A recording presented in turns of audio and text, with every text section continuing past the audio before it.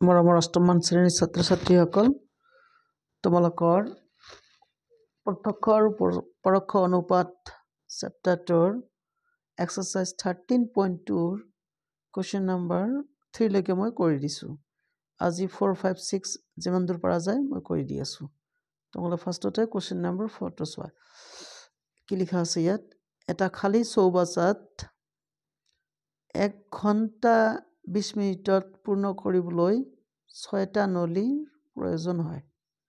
কেইটা? 6টা নলীৰ। যদি একে ধৰণৰ 5টা নলী ব্যৱহাৰ কৰা হয় 1 ঘণ্টা 20 মিনিট, তেনেহ'লে চৌবাচাটো পূৰ্ণ কৰিবলৈ কিমান সময়ৰ প্ৰয়োজন হ'ব? তেনেহ'লে আমাৰ ইয়াত কুৱেশ্যনটো কাৰ মাজত হ'ল? নলীৰ সংখ্যা আৰু সময়। নলীৰ সংখ্যা আৰু সময়ৰ মাজত আমাৰ কুৱেশ্যন। তেনেহ'লে আমি চাৰ্ট বনাম কাৰ কাৰণে? নলীৰ সংখ্যা আৰু কাৰ মাজত? নলীৰ সংখ্যা আৰু সময়ৰ মাজত আমি চাৰ্ট বনাম। গতিকে তেনেকৈ আমি চাৰ্টটো বনাই লওঁ ৰ'বা। ইফালে তোমালোকে ধুনীয়াকৈ চাৰ্টটো বনাই ল'বা।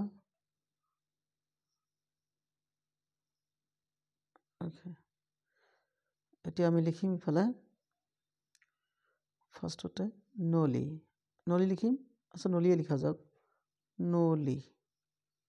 নলীৰ সংখ্যা। ইয়াত স্পেচ কম হোৱাৰ কাৰণে মই নলী লিখি দিছোঁ। তোমালোকে নলীৰ সংখ্যা লিখিবা আৰু ইফালে লিখিবা সময়। আচ্ছা, নলী যদি আমাৰ 6টা থাকে তেনেহ'লে আমাক সময় লাগে কিমান? 1 ঘণ্টা 20 মিনিট। কুৱেশ্যনত দি আছে নহয়, 1 ঘণ্টা 20 মিনিট। 1 ঘণ্টা 20 মিনিট যিটো লিখা আছে, গতিকে আমি কৰিম কি? গোটেইটোকে মিনিট বনাম। 1 ঘণ্টা 20 মিনিটত আমাৰ কিমান হয়? 140 মিনিট হয়। 140 মিনিট। তেনেহ'লে যদি আমি 5টা নলী লগাওঁ তেনেহ'লে কিমানখিনি আমাৰ সময় লাগিব? ধৰি লওক আমাৰ লগা সময় হ'ল T। এতিয়া যিহেতু এইবিলাক পৰোক্ষ অনুপাতত তোমালোকক আগতে বুজাই দিছোঁ, তেনেহ'লে আমি চিধা কি লিখিম? 6 × 140। এই দুটা ডাইৰেক্ট পূৰণ। তেনেহ'লে সমান এই দুটা ডাইৰেক্ট পূৰণ হ'ব। তোমালোকৰ 5 × T লিখিবা, হয় নাই? এতিয়া ইমপ্লাইজ দিবা। এতিয়া 5টো T লগত আছে, গতিকে 5টো ইফালে আনিলে তলত যাব। 6 × 140 আৰু তলত আমি লিখিম কি? এই 5টো আমাৰ তলৰ পৰা ইয়ালৈ ডাইৰেক্ট আহিল 5, নহয় নাই? তাৰপিছত তোমালোকে লিখিবা ইকুৱেল টু T লিখিবা। এতিয়া আমি কাটাকাটি কৰিম। কেনেকৈ কাটাকাটি কৰিম তোমালোকে লক্ষ্য কৰা। ফাৰ্ষ্টত 5 × 1 = 5 আৰু 5 × 2 = 10। ইয়াত থাকিল 4, 40, 5 × 8 = 40। তেনেহ'লে আমাৰ হ'ল, তলত একো নাথাকিল, ওপৰত কি থাকিল? ওপৰত আমাৰ থাকি গ'ল 6 × 28 ইকুৱেল টু T। ইয়াত তোমালোকে ইকুৱেল নিদি ইমপ্লাইজ দিবা। তাৰপিছত আমাৰ আহিল নেক্সট লাইন। এতিয়া আমি কৰিম কি? পূৰণ কৰিম। কি কৰিম ইয়াত? পূৰণ কৰিম।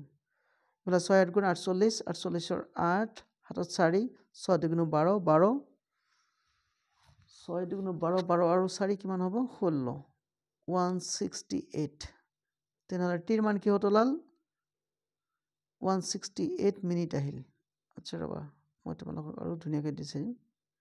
ইমপ্লাইজ তোমালোকে T লিখিলা 168, এটা হ'ব মিনিট।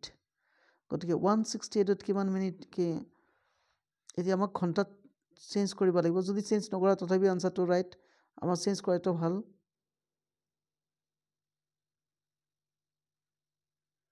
আমি চেঞ্জ কৰি ল'ম ৰ'বা। কেনেকৈ চেঞ্জ কৰিম? ইয়াক আমি 60ৰে হৰণ কৰিম এইবাৰ। সমান 168/60। 60ৰে হৰণ কৰাৰ পিছত আমাৰ কি ৰিজাল্ট ওলায়? সেয়াই হ'ব আমাৰ ঘণ্টা মিনিট। নাই 168 60ৰে হৰণ কৰাৰ পিছত তোমালোকে জানিবা, মই হৰণটো বেলেগকৈ কৰি দেখাই দিছোঁ। 168 / 60। কিমান বাৰ যাব তোমালোকক 3 বাৰ দিলে 318 বেছি হয় 2 বাৰ দিয়া 200 তাৰপিছত 2 6 গুণ 12 নাই তেনেহলে 120 তেনেহলে ইয়াত হল 48 তেনেহলে আমি লিখিম কিমান আমাৰ কেইবাৰ গল 2 বাৰ গল ন 2 বাৰ গল মানে কি ইয়াত হ'ব আমাৰ 2 ঘন্টা 2 আৱাৰ আৰু বাকি থাকিল কিমান 48 তেনেহলে তোমালোকে লিখিবা 48 মিনিট এটা আমাৰ আনসাৰ 2 ঘন্টা 48 মিনিট হ'ব আনসাৰ এটাকো তোমালোকে 24 বুলি না ভাবি এজ বুলি ধৰি লবা হা 2 ঘন্টা 48 মিনিট আমাৰ আনসাৰ এনিৱে নেক্সট কোশ্চেনটো কি আছে এটা হৈ গল বাৰু কোশ্চেন নম্বৰ 5 4 কিলোমিটাৰ দীঘল মথাউৰি এটা 42 দিনত 120 জন বনুৱাই বান্ধিব পাৰে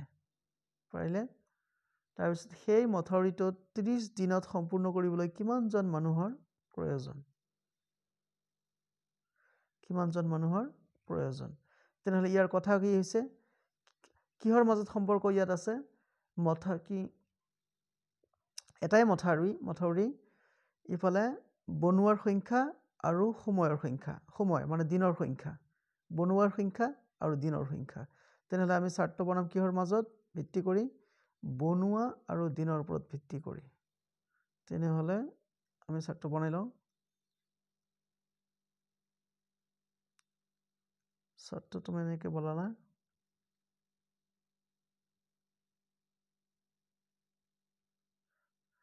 ইফালে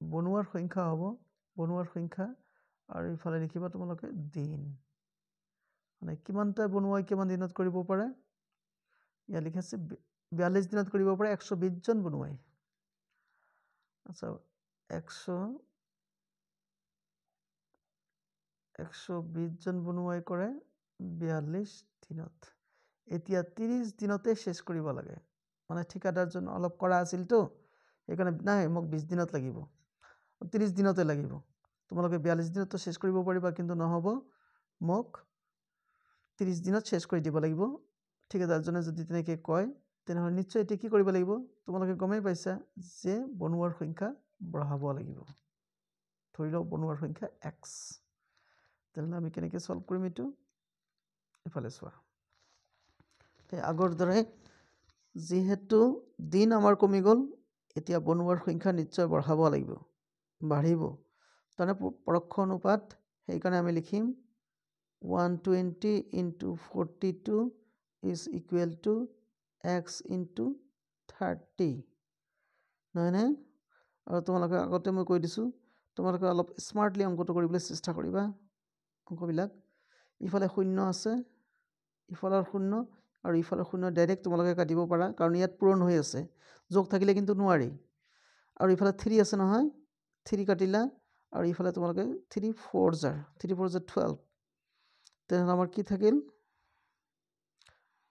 ইয়াত আমাৰ থাকিল 4 আৰু ইয়াত 42 আৰু ইফালে থাকিল মাত্ৰ x which implies 4 দি পূৰণ কৰা 4 দুগুণ 8 4 4 গুণ 16 তেনেহলে 168 ডে লাগিব 68 বনুৱা লাগিব আচ্ছা ৰবা সমান সমান x ক আমি কি বুলি ধৰি লৈছো x ক বনুৱাৰ সংখ্যা ধৰি লৈছো তেনে তোমালোকে লিখিবা implies x equal to 168 এইটো হল আমাৰ আনসাৰ তোমালোকে গম পালা এইটো এতিয়া নেক্সট কোশ্চেনলৈ গুচি যোৱা যাওক নেক্সট কোশ্চেনত কি দিছে তাৰ নেকি কোশ্চেন নম্বৰ 6 হৈ গল অফ 4 হল 5 হল এতিয়া 6 কৰি দিছো ৰবা 6 টোত কি আছে আমাৰ জি উপাৰ্জনেৰে 6জনীয়া পৰিয়াল এটাই 42 দিন চলিব পাৰে পৰিয়ালটোত এজন সদস্য বাঢ়িলে এজন মেম্বাৰ যদি বাঢ়ে উপাৰ্জন কিমান দিন চলিব নিশ্চয় কম দিন চলিব মানুহ বাঢ়িল মানে কম দিন চলিব আৰু তাৰ পিছত তোমালোকৰ মানুহ যদি কমে তেন্তে বেছি দিন যাব 6জনীয়া পৰিয়ালে কিমান দিন চলে 42 দিন আচ্ছা এতিয়া মানুহৰ সংখ্যা আৰু দিন ইয়াৰ লগত আমাৰ সম্পৰ্ক ৰাখি আমাক প্ৰব্লেমটো সলভ কৰিব লাগিব ৰাইট গতিকে আমি টেবিলটো তেনেকৈ বনাইছোঁ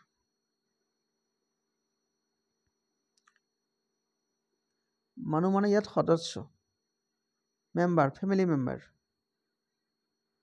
তেনেহ'লে তোমালোকে লিখিবা সদস্য আৰু ইফালে লিখিবা দিন সদস্য দন্তীয় স হ'ব যেন পাইছোঁ সদস্য সেইটোৱে হ'ব সদস্য আৰু ইফালে লিখিলে তোমালোকে দিন তেনেহ'লে 6জন পৰিয়ালেদি 6জন সদস্য দি 42 দিন যাব পাৰে তেনেহ'লে এজন মানুহ যদি বাঢ়ি যায় তেনেহ'লে সদস্যৰ সংখ্যা কিমান হ'ব ডেমিট আমাৰ সদস্যৰ সংখ্যা হ'ব 7জন কিমানজন হ'ব 7জন এই 7জনে এতিয়া কিমান দিন চলিব ধৰি লোৱা x দিন আমাৰ xৰ ভ্যালু এতিয়া উলিয়াব লাগে আগৰ দৰে ইয়াৰ পৰোক্ষ অনুপাত গতিকে ডাইৰেক্ট তোমালোকে কিবা 6 * 42 is equal to 7 * x তোমালোকে ডাইৰেক্ট তেনেকৈ কাটিব পাৰা কৈ দিছোঁ আগত 7 6 × 42 ইয়াত থাকিল 6 * 6 আৰু ইফালে থাকিল তোমালোকৰ x গতিকে হৈছে কেনে ইমপ্লাইজ 6 গুণ কিমান হ'ব 36 ইফালে থাকিল x তাৰ মানে কি হ'ল আমাৰ xৰ ভ্যালু হ'ল 36 তেনে 36 দিন চলিব আগতে চলিছিল তোমালোকে লক্ষ্য কৰিছিলা 42 দিন এতিয়া চলিব পাৰিলে 36 দিন গতিকে এয়াই হ'ল আমাৰ পৰোক্ষ অনুপাতৰ বাহাদুৰি গতিকে তোমালোকে এই তিনটা অংক সলভ কৰিবা সলভ কৰি ক'ৰবাত কিবা প্ৰব্লেম থাকিলে পালে তোমালোকে মোক সুধিবা কমেণ্টত লিখিবা মই আৰু সলভ কৰি দিবলৈ চেষ্টা কৰিম তোমালোকক মই আচলতে ক'ব বিচৰা নাই লাইক শ্বেয়াৰ কমেণ্ট যদি তোমালোকৰ ভাল লাগে তেনেহ'লে কমেণ্ট কৰিবা শ্বেয়াৰ কৰিবা থেংক ইউ